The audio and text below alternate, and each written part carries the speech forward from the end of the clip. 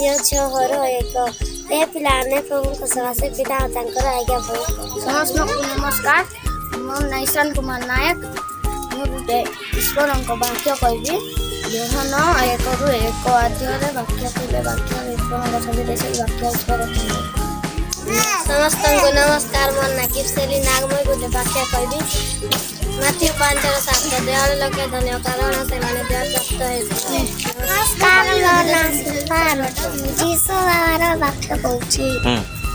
John 11:35 ଯୀଶୁ କାନ୍ଦିଲେ।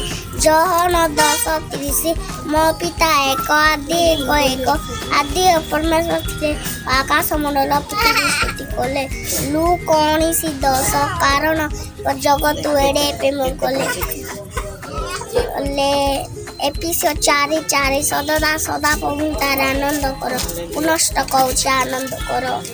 Matthew 1:23 ଦେଖ ଜଣା ଗର୍ଭବତୀ ହେଇ ଏକ ପୁତ୍ର ପ୍ରସବ କରିବ ଓ ତାଙ୍କ ନାମ ଇମାନ ଦେବ।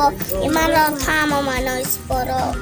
ଜହନ 1 ପରମେଶ୍ୱର ମୋତେ ହସାଇଲେ।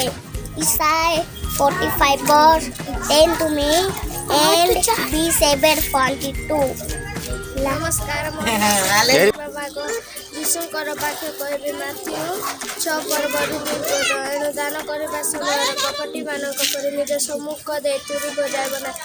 ନମସ୍କାର।